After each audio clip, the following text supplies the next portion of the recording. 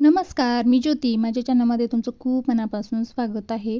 Urgent 2 blouse शिवायचे होते, तर सगळे लवकरात लवकर सगळं काम आवरून घेतलं आज आणि मग नंतर कटिंग करायला बसले होते. तसं तर मी संध्याकाळीच कटिंग करून ठेवत असते ब्लाऊज, पण मला काल वेळ भेटला नाही आणि काल मी गावाला गेल्यामुळे मग ह्या कस्टमरचे मला ब्लाऊज शिवणं झालं नाही. त्याच्यामुळे मग मी त्यांनी फोन केला होता, तर त्यांच्याकडे मग मी 2 तास वेळ घेतला आणि 2 तासाच्या नंतर देते म्हणून मग सगळं लवकरात लवकर आवरून घेतलं कामे घरची आणि मग नंतर ब्लाऊज कट करायला बसले. तर हा जो पेपर पॅटर्न आहे ना, तो 36 साईजचा आहे आणि 4 टक्सचाच आहे ब्लाऊज हा. तर अगोदर सगळं पार्ट सगळे कट करून ठेवलेले होते, म्हणून मग मी त्यावरतीच कटिंग करून घेतलेली आहे. तर बघा, खूप सोपी पद्धत आहे. अशा पद्धतीने आपली वेळ बचत होते. जर आपण अगोदरच पेपर पॅटर्न कटिंग करून ठेवलं तर वेळेचीही बचत होते आणि आपलं काम जरा लवकर होतं. तर बघा मैत्रिणींनो, कस्टमरचा विश्वास हे खूप महत्त्वाचा असतो.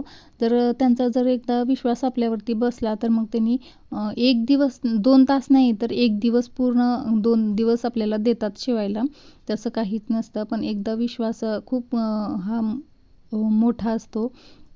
त्यासाठी बघा खूप मेहनत करावी लागते. तर परफेक्ट फिटिंग, परफेक्ट फिनिशिंग ब्लाऊजला देणं आणि वेळेवरती काम, सुरुवातीला तरी का होईना वेळेवरती काम. आता ही अडचण होती म्हणून मला देणं झालं नाही त्यांच्या टायमाला. पण तरी पण आणखीन आज 1 दिवस आहे म्हणून त्यांनी मला टाईम दिला शिवून द्यायला.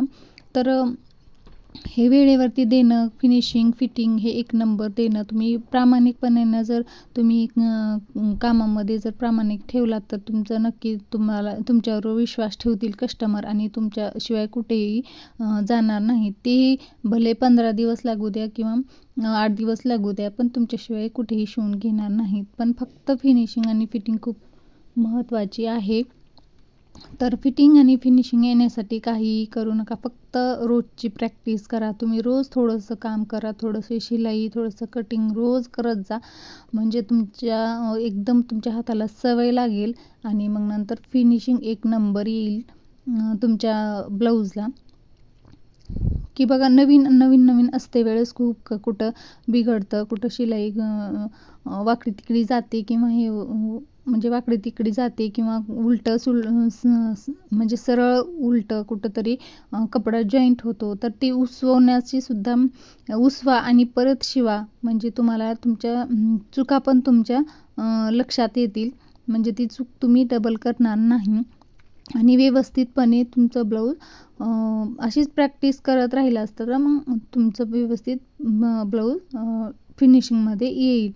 तर बघा, म्हणजे कंटाळा करू नका अजिबात. म्हणजे कुठं डबल जर हे झालं, कपडा उलटा-सुलटा झाला आणि मग उसवायला कंटाळा केला तर मग झालं नाही. कंटाळा करायचा नाही अजिबात. डबल ती शिलाई करून घ्यायचं, उसवायचं. जिथे चूक झाली आहे तिथे आपण ती चूक सुधारायचं, म्हणजे तरच आपण पुढे जाऊ शकतो. तर बघा इथे मी ब्लाऊज कटिंग झालेले आहे, तर ते मी शिलाई करून घेतले. सगळं अस्तर जोडून टक्स वगैरे टाकून घेतलेले आहेत, म्हणजे 4 टक्सचे आहेत म्हणून लवकर झाले हे. कमी वेळेमध्ये होतात. तर खूप छान फिनिशिंग आलेली आहे आपल्या ब्लाऊजची. तर तुम्ही पण तुमच्या कामामध्ये सातत्यपणा ठेवा, म्हणजे तुम्हाला नक्की यश येईल कामामध्ये. आणि काही मैत्रिणींना वाटतं की ब्लाऊज येतात पण खूप कंटाळा येतो शिवायला, पण तसं करू नका. 1 दिवस आपण जर शिवायला कंटाळा केलो तर पेंडिंगमध्ये खूप राहतात, मग ते आपल्यालाच घाई होती शिवायला.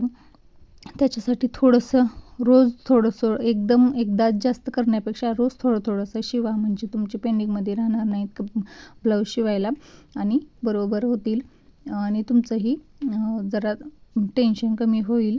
तर बघा अशा पद्धतीने मी पहिला 1 ब्लाऊज शिवला. हा दुसरा आहे जो नेव्ही ब्ल्यूचा आहे. खूप छान आहे, छोटीशी बाही आहे म्हणून लवकर पण झालं आहे. तर शेवटी मी दाखवणारच आहे तुम्हाला ब्लाऊज दोन्ही पण लगेच कस्टमर आले म्हणून मी देऊन टाकले. तर व्हिडिओ आवडल्यास लाईक करा, शेअर करा आणि चॅनलला सबस्क्राईब करा. बेल आयकॉनलाही क्लिक करा. तर बघा हे पण आणि दोन्ही पण झालेले आहेत. तर लगेच कस्टमर आले होते मला, मी मग त्यांना दाखवलं नाही, एकच दाखवला हा व्हिडिओमध्ये. तर पुन्हा भेटूया आणखीन एका